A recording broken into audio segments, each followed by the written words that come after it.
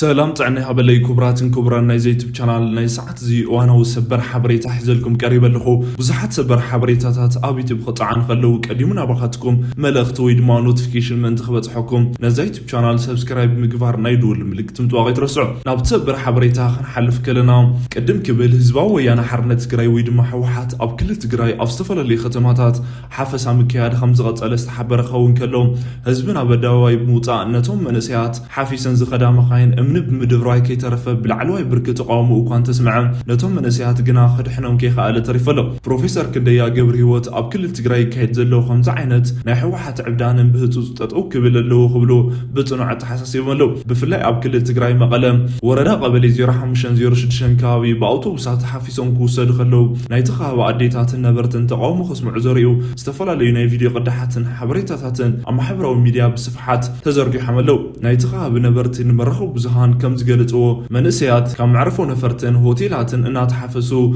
ابيلا لا قدامي برك بيت مرتن حضرو استغبر خون كلو بمخاين انا تطعنونا استفلالي وتادرو كامبتات كم زو سدو تغليصلو اما قد نبرتي ديفون نامدوم نخملسو حزباو وينا حرنت تግራይ وي دما حوحات طاوعيت يقرب زنبره كان تخونه بتمال لو من زراي زلو من قصاصات او استفلالي خابتات كل تግራይ كيكايد زصنح حفصا اتخلل مغلون وقع خمز بصح بنصور زر مخانو ኢትዮጵያ ኢንሳይደር ንምንጭሳት ተቆይሱ ጻብጽ ይበሎ ኣብ ከተማ ዝተሓፈሱ መንእሰያት ብናይ ህዝቢ መመላለስ ኣውቶቡስ ተጻዒኖም ክወሰዱ ከለው ዘርኢ ተንቀሳቐስቲ ምስልታት ብስፍሓት ካብ መቐለ ዝተዘርግሑ ክኾኑ ከለው ካብዞም ተንቀሳቐስቲ ምስልታት እቲ ሓደ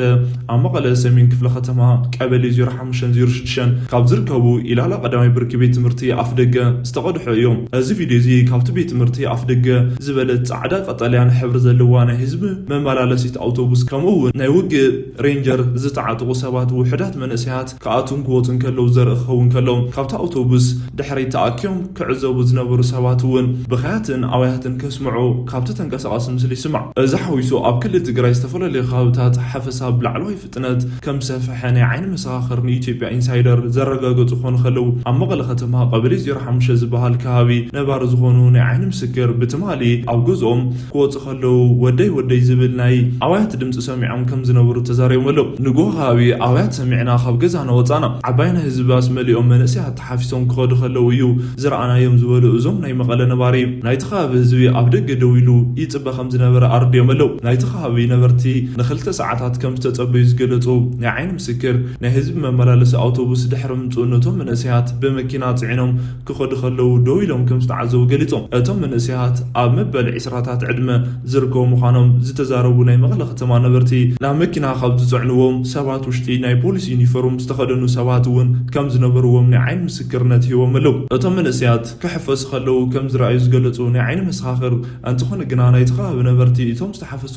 ብለይቲ ብዝተገበረ ናይ ፓትሮል ከም ዝነበረ እውን ኣርድዮም ኣለው እቲ ኣውቶቡስ ነቶም መንእሰያት ሒዛ ክትንቀሳቐስ ክትጅምር ከላ ናይቲ ከባቢ ነበርቲ እምኒ እውን ምድርባይ ከም ጀምሩ ዝገለጹ ክኾኑ ከለው ነገር ግና ነታ መኪና ደው ከብልዋ ከይኸኣሉ ተሪፎም ኣለው ኢሎም ነቲ ጉዳይ ብቐረባ ዝተኸታተሉ ካሊእ ናይ ሓበሬታ ምንጪ እቲ ኣውቶቡስ ናብ ኢላላ ቀዳማይ ብርኪ ቤት ትምህርቲ ዘምርሐትሉ ምኽንያቱ ነቶም መንእሰያት ናብ ወታደራዊ መላመድ ማዓስከር ንምጓዓዝ ምዃኑ ኣርድዮም ኣለው እቶም መንእሰያት ካብ መቐለ ዝተፈላለዩ ከባብታትን ዝተሓፈሱ ምዃኖምን እዞም ኣብ መቐለ ዝርከቡ ናይ ሓበሬታ ምንጪ ዘርድኡ ክኾኑ ከለው ኢትዮጵያ ኢንሳይደር ዘዘራርቦም ካሊእ ናይ መቐለ ከተማ ነባሪ ናይ 18 ዓመት ሓዋ ሕሉፍ ሶኒ ሃይማኖታዊ ትምህርቲ ካብ ዝተኸታተለሉ መስጊድ ውሽጢ ተሓፊሱ ናብ ወታደራዊ መላመዲ ከም ዝተወሰደ ገሊጻ ኣላ ሓዋ ብወታደራት ተገዲዱ ክውሰድ ከሎ ናይቲ መስጊድ ሓላው ዋርድያ ከም ዝደወለላ ዝገለጸት እታ ነባሪት ንምላይ እውን ኣብ ቀረባ ናብ ዝርከብ ናይ ፖሊስ ጣብያ እኳ እንተኸደት ናብ ካሊእ ቦታ ከም ዝተወሰደ ከም ዝተነገራ ተርድእ ንጽባሒቱ ሓዋ ኣብኡ ናይ ፖሊስ ጣብያ ውሽጢ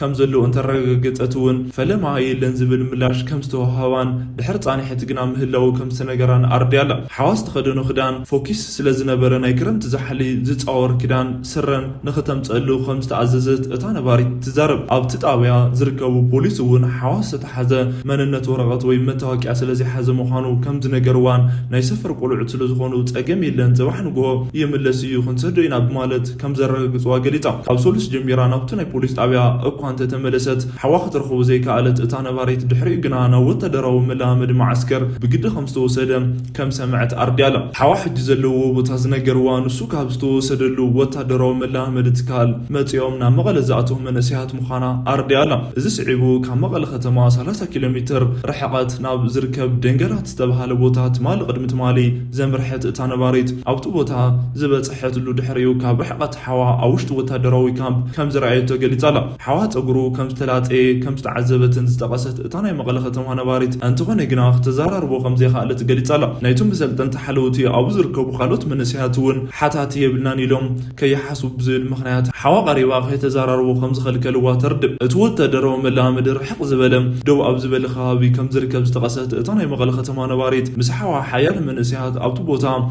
كم تعذبت تقلت ኢትዮጵያ ኢንሳይደር ዘዛራርዎም ካልእውን ናይ መቐለ ከተማ ነባሪ ኣብቶም መንእሰያት ዝተኻየደ ሓፈሳ ብምፍራሕ ኣብ ናይ 2013 ውግእ ዝተሳተፉ በዓል ገዛኣ ተደልዮም ብዘይ ምርካቦም ቅድሚ ሓደ ሰሙን በቐበሌ ምሕደራ ተፀዊዖም በዓል ቤታ ኣበይ ከም ዘሎ ከም ዝተሓተቱ ኣርድዮም በዓል ቤቶም ናብ ኣዲስ ኣበባ ከም ዝኸዱ ዝተዛረበት እታ ናይ መቐለ ከተማ ነባሪት ናይቲ ቀበሌ ምሕደራ ሓለፍቲ ካብ ዘለዎ ንኸተምፅኦም ትእዛዝ ከም ዝሃብዋ እውን ተዛሪበን ኣሎ ናይቲ ቀበሌ ሓለፍቲ በዓል ቤታ ቀዲሙ ናብ ዝነበሩ ወታደራዊ ኣሃዱ خملس ناي وتدرو سلطانه خوسد كم زلو كم تنقروا ونطيسا اتم حلفت عينن عين عطون نكاتلهم علنا بمالت كم زفرار حوا وسيخن لهم اتاني مغلخه تما نباريت اوسو من دراي نيتا ادواي غروبيت زخونو خلته منسياتون كم استحافظون ايتيوبيا انسايدر ارغاغتن حجاب كل تግራይ ዘሎ ኹነታት አሙንጎ ሰባት ነበረ ምትእማኑን ከም ሰአንስ ገለጸት ነባሪት እቲ ነገር በሃንደበት ይካይድ ስለ ዘሎ ሁሉ ሰብ ኣብ ስጋት ይዘሎ ክብላን ኢትዮጵያ ኢንሳይደር ገለጸነሎ ኣብ ክልል ትግራይ ወታደራዊ ግዴታ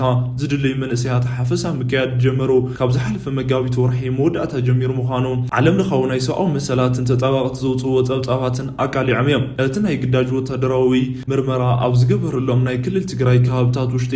ዓዲግራትን ዓዲጉደምን ዛላምበሳን ከተማታት ዝርከብዎም ክኾኑ ከለው ኢትዮጵያ ኢንሳይደር ዝሓለፈ ወርሒ ዘዘራረቦም ኣብ ሓፈሳ ዘምለጡ መንእሰያት ገሊፆም ነይሮም ኣብቲ ክልል ናይ ግዳጅ ወታደራዊ ምልመላ ይካየድ ምህላው ካብ ዝቅድም ሂውማን ራይትስ ዎች ንኣውሮፓ ሕብረት ንዝሓለፈ ሰሙን ብዘውፅኦ መግለጽታት ተዛሪቦም እዮም ዝተለዓለ ክስ ምላሽ ዝሃቡ ናይ ህዝባዊ ወያነ ሓርነት ትግራይ ሕወሓት ሰበስልጣናት ከም ዝበልዎ ወራር ንምክልኻል ክንዳለው ኣለና እምበር ሓፈሳ ኣይኮነን ንሕና እንብሎ ዘለና ምድላው ማለት ንነገር ዘገርም ምላሽ መሃቡ ናይ ብዙሓት መዘራረብ ምዃኑ ይፍለጥ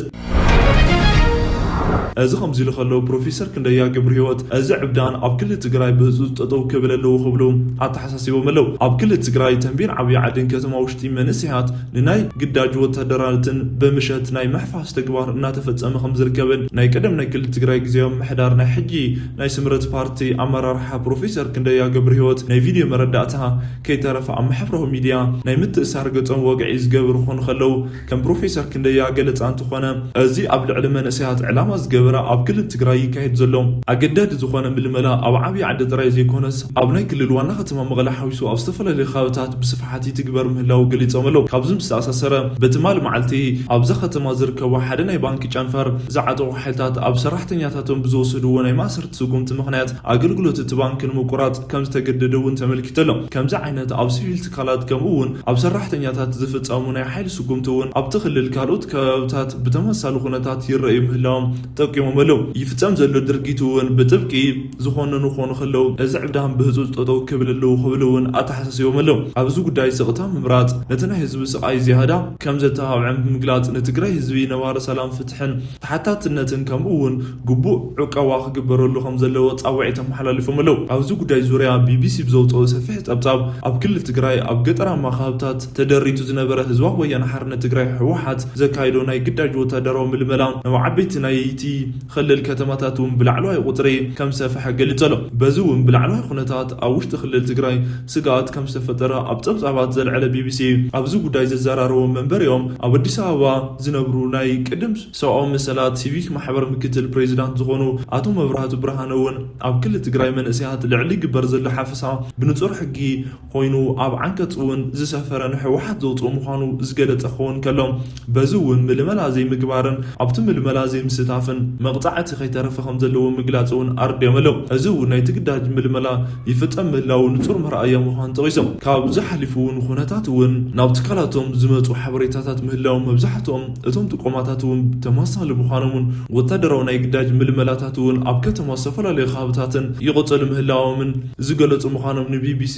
ብዝርዝር ኣርድዮም ኣለው ብፍላይ መንእሰያትን ዕድሜኦም ንውትድርና ዘይበፅሑ እውን ብግድን ወታደራዊ ምልመላ ይውሰዱ ምህላዎም ብፍላይ ድማ ብዝተፈላለዩ ግዜ ጥቆማ በጽሕዎም ብትካላቶም ብዝተሰርሑ ምርመራታት ኣቢልውን ከይተረፈ ዕድሜኦም ካብ 18 ዓመት ታሕቲ ዝኾኑ ከይተረፈ ኣብቲ ምልመላ ይውሰድ ምህላው ምርጋጾም ዝገለጹ ኣቶ መብራህቱ እዚ እውን ኣብ ስድራ ቤት ብርኪ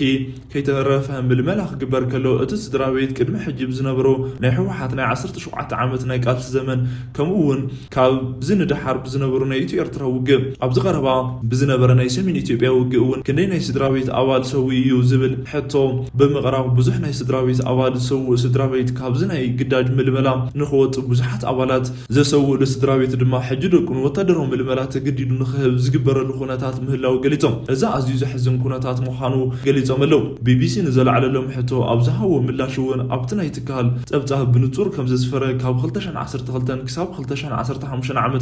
ብዝነበረ ናይ ሰሜን ኢትዮጵያ ደማዊ ውግእ ውሽጢ ተሳተፍቲ ዝነበሩ ነገር ግን ኣብ ዝተፈላለዩ መንገዲ ናብ ስድራ ቤቶም ዝተመለሱ ነባራት ተዋጋእቲ እውን ከይተረፈ ብቅድሚያ ኣብ ወታደራዊ ምልመላ ክፍለዩ ከም ዝነበሩ ብተወሳኺ እውን ኣብ ቃልሲ ውሽጢ ናይ ስድራ ቤት ኣባል ዘተኣተፉ ብዝብል ረቑሕ ብምውፃእ ሕልፋት ዓመታት እውን ብዝነበሩ ወታደራዊ ውግኣትን ናይ ስድራ ቤት ኣባል ዘሳተፍ ስድራ ቤት ሕጂ እውን ክሳተፉ ኣለዉ ዝብል መምርሒ እውን ብምውፃእ ኣብ ነብሲ ወከፍ ቀበሌን ከባብን ንምሕደሮ ሓዊሱ ኣብቲ ቀበሌ እውን ጽቡቕ ገይሩ ዝፈልጥ ኣካል ብምውፋር ናይ ስድራ ቤት ኩነታት ታሪክ ብምጥራይን ኣብ ክልል ትግራይ